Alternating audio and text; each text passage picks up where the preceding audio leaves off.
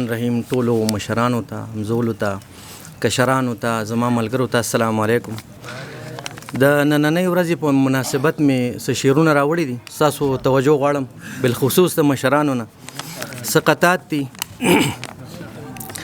لکه مور هم مورنۍ ژبه سکه کړه، په درنو لفظونو ستایه پښتو ژبه، او که ویلی شي بلها ژبې عیب نه دی چې پښتون یې نو بیا وایه پښتو ژبه. او څه اهمیت دی د پښتو، څه ضرورت دی زمونږ خپلو بچو ته به هم دغه آګاهي ورکوو. راځئ د نن نه پس واده کوو چې هر ځای کې تل د مورنۍ ژبې په ننګ به ګواهي ورکوو. ډېره مننه.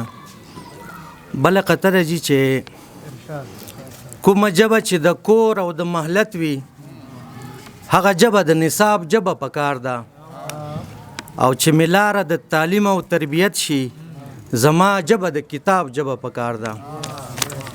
ډېره مننه.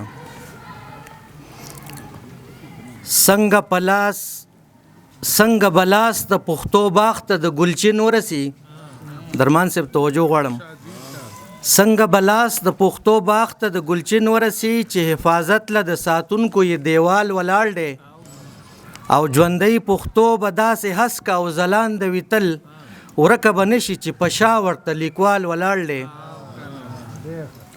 او یمه ګویا او که تنها هم چرته غلی یمه،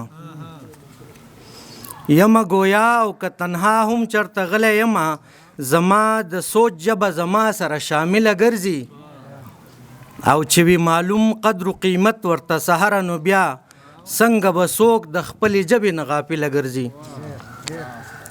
بله قطعه ده جي چې